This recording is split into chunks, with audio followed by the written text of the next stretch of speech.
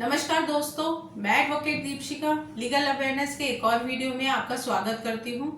आज मैं बात करूंगी राष्ट्रीय लोक अदालत जिसका आयोजन होने वाला है। लगभग हर साल में 4 बार राष्ट्रीय लोक अदालत लगती है। इस बार 10 मई 2025 को लग रही है और फिर से 13 सितंबर को लगेगी और उसके बाद फिर 13 दिसंबर में लगेगी। लगभग सारे लोक अदालत में मामले के निपटाने की जो प्रक्रिया होती है वो सेम ही होती है। तो आज हम बात करेंगे लोक अदालत है क्या। बहुत लोगों के पास तो लोक अदालत के नोटिस आ भी गए होंगे, बहुतों के पास आने वाले होंगे, कुछ के पास आए हैं, उन्होंने मुझे भेजे भी है और इसके बारे में पूछा भी, तो उनको मैंने रिप्लाई कर दिया है। फिर सोचा कि क्यों ना लोक अदालत पे एक डिटेल वीडियो बना दूं ताकि सबके लिए इसको जानना समझना आसान हो जाए। अधिकतर मैं वीडियो आपकी अवेयरनेस के लिए ही बनाती हूँ। मेरी पूरी कोशिश रहती है मेरे द्वारा दी गई जानकारी से हर किसी को समझना आसान हो जाए। अगर मेरे द्वारा की गई कोशिश से आप अवेयर होते हैं तो मेरी भी मेहनत सफल हो जाती है। लेकिन उसके बाद भी अगर आपकी कोई क्वेरी है तो कमेंट बॉक्स में कमेंट करके भी पूछ सकते हैं। तो चलिए वीडियो को स्टार्ट करते हैं। उससे पहले वीडियो को लाइक कर दें और अगर चैनल पे नए हैं तो चैनल को सब्सक्राइब करना ना भूलें और वीडियो को शेयर भी कर सकते हैं ताकि किसी को भी इससे जुड़ी जानकारी अगर चाहिए तो आप उनको भी अवेयर कर सकते हैं। सबसे पहले जानते हैं कि लोक अदालत लगती क्यों है। इसे समझौते की अदालत क्यों बोलते हैं? क्योंकि इसमें आपसी समझौते से मामले को निपटाया जाता है। ऐसे मामले जो आपसी समझौते से निपटाए जाएं, जैसे कि आपके और बैंक के साथ में जो मामला है, एनबीएफसी और आपके बीच में जो मामला है, या फिर कोई भी मामला जो आपसी लेन देन का हो, कोई भी मैट्रिमोनियल मामला हो, कोई भी डिवोर्स का मामला हो, कोई भी चेक बाउंस का मामला हो, ईसीएस बाउंस का मामला हो, जो भी क्रिमिनल 316, 318 के जो मामले होते हैं जो कंपाउंडेबल होते हैं, ऐसे मामले निपटाए जाते हैं। इलेक्ट्रिसिटी से जुड़े मामले हो, कोई भी एमएससीटी से जो मोटर व्हीकल दुर्घटना के मामले होते हैं वो भी इसमें निपटाए जाते हैं। दीवानी मामले निपटाए जाते हैं, रेवेन्यू से जुड़े मामले निपटाए जाते हैं, ट्रैफिक चालान के मामले निपटाए जाते हैं। तो ऐसे बहुत सारे मामले हैं जो आपसी समझौते से निपटाए जा सकते हैं और जिससे कि कोर्ट में जो पेंडिंग मामले रहते हैं इतने सालों से, उनको सुलटाना बहुत ही आसान हो जाता है।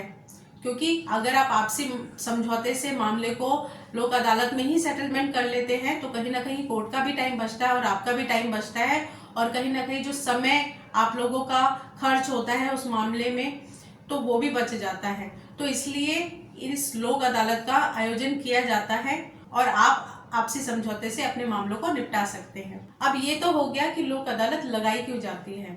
अब बात करेंगे हम कि लोक अदालत में जो मामले हैं वो आप किस तरह से निपटाते हो। अब जैसे कि आपका कोई पर्सनल लोन या फिर क्रेडिट कार्ड लोन या कोई भी अनसिक्योर्ड लोन का मामला है और आपका 5 लाख का लोन है और आप बैंक से या फिर एनबीएफसी दोनों आपसी सहमति से इस मामले को 50,000 में सेटलमेंट करते हैं और वो सेटलमेंट हो जाता है, तो वो जो मामला होता है वहीं पे आप क्लोज कर सकते हैं और वहीं पे खत्म हो जाता है सेटलमेंट करते ही। और अगर आप चाहते हैं कि जो सेटलमेंट है वो आप वन टाइम पेमेंट करके वहीं पे खत्म कर दें तो आप वहीं पे खत्म कर सकते हैं, जिसे हम वन टाइम सेटलमेंट यानी कि ओटीएस भी बोलते हैं।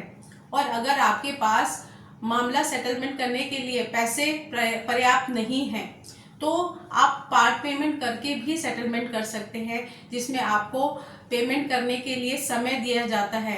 क्योंकि कई बार ऐसा देखा गया है कि आप सेटलमेंट के लिए जाते हैं और आपके पास उतना अमाउंट नहीं होता कि आप वन टाइम में सेटलमेंट कर लें। तो आप सोचते हैं कि हम सेटलमेंट तो करना चाहते हैं बट हमारे पास अभी उतने पैसे नहीं है, पर हम कर सकते हैं, हमें थोड़ा समय दे दिया जाए, हमें थोड़ा टाइम दे दिया जाए।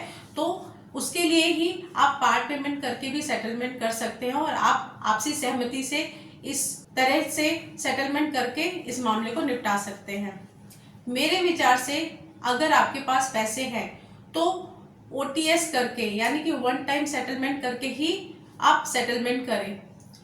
अगर आपके पास पैसे नहीं हैं तो आप पार्ट पेमेंट करके सेटलमेंट कर सकते हैं, क्योंकि कई बार ऐसा देखा गया है कि अगर आप पार्ट पेमेंट करके सेटलमेंट करते हैं तो कभी कभार परिस्थितियां जरूरी नहीं है कि हमेशा एक सी रहती है। कई बार ऐसी विषम परिस्थिति आ जाती है कि आपने 2 पेमेंट तो कर दी बट एक पेमेंट करने में थोड़ा सा लेट हो जाते हैं या कोई दिक्कत हो जाती है, तो उस टाइम पे आपको बहुत ही भारी नुकसान उठाना पड़ता है। तो मैं आपको यही कहूंगी कि अगर आपके पास पैसे हैं तो वन टाइम आप सेटलमेंट करके ही सेटलमेंट करें। अब आप सोच रहे होंगे कि क्या लोक अदालत में सेटलमेंट करने के लिए किसी एडवोकेट का होना जरूरी है? क्या आप खुद से सेटलमेंट नहीं कर सकते? तो ऐसा नहीं है कि आप सेटलमेंट खुद से नहीं कर सकते, किसी एडवोकेट का होना भी ज़रूरी नहीं है। बट अगर आपको ऐसा लगता है कि हम सेटलमेंट करने जाएं और ऐसा ना हो कि वहाँ पे ऐसी कोई मिस्टेक हो जाए, या आप कोई भी सेटलमेंट कर रहे हैं आपको पता ही नहीं है कि सेटलमेंट किस तरह से हो रहा है, तो अगर आप किसी एडवोकेट के माध्यम से जाते हैं तो एडवोकेट जो है वो हर लीगल चीज़ों को बहुत अच्छे से देख रेख के आपको सेटलमेंट कराता है, और कोई भी ऐसी परिस्थिति फ्यूचर में आपके साथ घटे उससे आपको अवेयर कराता है। तो अगर आप चाहते हैं कि एडवोकेट के माध्यम से हम सेटलमेंट करें तो आप एडवोकेट को ले जा सकते हैं, क्योंकि एडवोकेट अगर जाएंगे तो उनका जो भी आपका फीस होता है वो आप उनको दे दीजिए और वो आपके मामले को सेटलमेंट अच्छे से करवा देंगे। बट अगर आप नहीं चाहते तो आप खुद जा करके अच्छे से देख रेख के, अच्छे से समझ के, आप जब भी सेटलमेंट करने जाएं साइन करने से पहले सेटलमेंट पर आप अच्छे से देख लें कि वो सेटलमेंट क्या करवा रहे हैं, क्या उसमें टर्म्स एंड कंडीशंस हैं, क्योंकि ये जो टर्म्स एंड कंडीशंस होती हैं यहीं पे सबसे ज़्यादा कंफ्यूजन होती है कि वो टर्म्स एंड कंडीशंस क्या हैं। और जब फ्यूचर में आपको पता चलता है तो आपको लगता है कि इन टर्म्स एंड कंडीशंस को तो हमने देखा ही नहीं, हमने तो नज़रअंदाज कर दिया, हमें तो लगा कि इतना पैसा बोला गया है हमने वो कर दिया। अब यहीं पे ज़रूरत फिर पड़ जाती है आपको एडवोकेट की। तो आपके पास दोनों ऑप्शन है, आप खुद भी जा सकते हैं और एडवोकेट को ले जाना अगर ज़रूरी समझते हैं तो लेके जा सकते हैं। अब आप सोच रहे होंगे कि हम अगर लोक अदालत में जाते हैं खुद से तो क्या वहाँ पे किसी भी तरह की कोई कोर्ट फी वगैरह लगानी पड़ती है? तो ऐसी कोई भी कोर्ट फी वगैरह आपको लोक अदालत में नहीं लगानी पड़ती है। आपको बस वहाँ पे जाना है और आपसी सहमति से सेटलमेंट करके आपको उस मामले को वहीं पे निपटाना है। आपके पास भी अगर लोक अदालत का नोटिस आ जाता है तो आप सोचते हैं कि क्या करें, क्योंकि नोटिस आपका कोर्ट से आता है और उसमें लोक अदालत की स्टैंप मोहर लगी हुई होती है। उसमें आपको लोक अदालत के दिन पेश होने को कहा जाता है। तो आपके मन में एक कंफ्यूजन हो जाता है कि करें तो करें क्या, लोक अदालत से नोटिस आया है, हम जाएं कि ना जाएं, नहीं गए तो कहीं मुझे किसी तरह की कोई सजा ना हो जाए, जाना ज़रूरी है या नहीं, नहीं गए तो कहीं कोई दिक्कत ना हो जाए, कहीं हमारे खिलाफ कोई ऑर्डर ना पास हो जाए। अब ऐसे बहुत सारे सवाल हैं और आप सोचते हैं कि कैसे भी इन सवालों का जवाब मुझे मिल जाए। आज मैं आपको ये सारे सवालों के जवाब बताऊंगी और आपके जो जितने भी सवाल हैं वो सारे खत्म हो जाएंगे इस वीडियो को देखने के बाद। लोक अदालत में होता क्या है, अगर आपका भी मामला लोक अदालत में आ जाता है या आ गया है तो आप भी जाकर कम से कम 10%, 20%, 30% में इस मामले को बैंक या फिर एनबीएफसी के साथ आपसी सहमति या रजामंदी से सेटलमेंट करके अपना लोन माफ करा सकते हैं और इस मामले को क्लोज करके वहीं पे खत्म कर सकते हैं। अब आपके मन में एक सवाल आ रहा होगा कि माफ करा सकते हैं क्या लोक अदालत में, हमारा लोन माफ भी हो जाता है? बहुत लोगों के मन में ये क्वेरी है कि लोक अदालत में आपका लोन पूरी तरह माफ हो जाएगा, बट मैं आपको यहाँ पे एक चीज़ अच्छे से क्लियर करूँगी कि जो आपका लोन है वो आपका पूरा माफ नहीं होता है,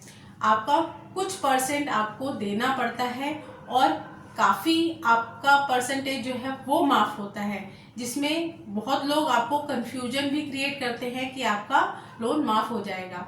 तो माफ़ होने का मतलब है कि जितने का आपको छूट मिलती है या जितने की आपको वेवर मिलती है वो लोन आपका माफ़ हो जाता है। तो ये तो हो गया कि आपने आपसी सहमति से लोक अदालत में अपना मामला सेटल कर लिया। आप एक बात और जान लीजिए, एक बार लोक अदालत में अगर आपने सेटलमेंट कर लिया तो कोई भी बैंक या फिर एनबीएफसी कंपनी कहीं भी केस नहीं कर सकती, क्योंकि एक बार अगर आपने सेटलमेंट कर लिया तो लोक अदालत का डिसीजन किसी भी अदालत में चैलेंज नहीं किया जा सकता। अब अगर आपके पास पैसे नहीं है और आपने नोटिस रिसीव कर लिया है, आप ये सोच रहे हैं कि अब रिसीव कर लिया है तो हमें जाना ही पड़ेगा, और अगर हमने रिसीव कर लिया है नहीं जाते हैं तो बहुत बड़ी दिक्कत हो जाएगी। तो अगर आपने रिसीव कर भी लिया है और अगर आपके पास पैसे नहीं हैं तो आप नहीं जाना चाहते हैं तो आप नहीं भी जा सकते हैं, आपके खिलाफ कोई कार्रवाई नहीं होगी। और अगर नोटिस रिसीव करने के बाद आप चाहते हैं कि ठीक है हम चले जाते हैं और आप चले भी गए और जाने के बाद आपको लग रहा है कि आप समझौता नहीं कर पाएंगे या समझौता नहीं हो पा रहा है, तो भी कोई दिक्कत नहीं है, क्योंकि समझौता करना नहीं करना ये आपकी मर्जी है।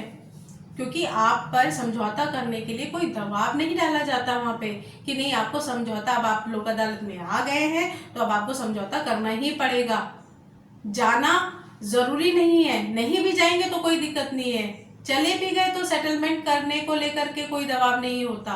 तो ये आपकी मर्जी पर डिपेंड करता है। अगर आपके पास पैसे हैं, फंड है और आप चाहते हैं कि चलो ये परेशानी से, इस झंझट से सेटलमेंट करके इस चीज को, मामले को यहीं पे खत्म कर दे, तो आप खत्म कर सकते हो। और अगर आप नहीं चाहते हैं कि भाई मेरे पास अभी पैसे नहीं है, अभी मैं सेटलमेंट नहीं कर सकता, तो जाने के बाद आप सेटलमेंट नहीं करने के लिए भी बोल सकते हैं कि अभी मैं सेटलमेंट नहीं कर सकता क्योंकि अभी मैं सक्षम नहीं हूँ।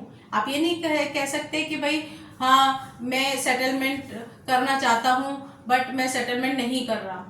भाई सेटलमेंट नहीं कर रहे हैं तो उसका भी कारण होता है, क्योंकि सेटलमेंट करने के लिए आपके पास पैसे होने चाहिए और तभी आप सेटलमेंट कर सकते हो। तो अगर आपकी मर्जी है आप सेटलमेंट करें या नहीं करें, आप पे इसको लेकर के कोई दबाव नहीं डाला जाता है। तो ये था मेरी वीडियो लोक अदालत को लेकर के। मैं आशा करती हूँ कि मेरे द्वारा जो जानकारी दी गई है इसके बाद आपको लोक अदालत से जुड़ी कोई भी प्रॉब्लम नहीं होगी, और इस वीडियो को आप आगे भी अपने दोस्तों को, अपने लोगों को जिनको इस चीज़ की ज़रूरत है, जो जानना चाहते हैं लोक अदालत के लिए, वहाँ पे भी शेयर कर सकते हैं। आज का वीडियो यहीं तक। नमस्कार।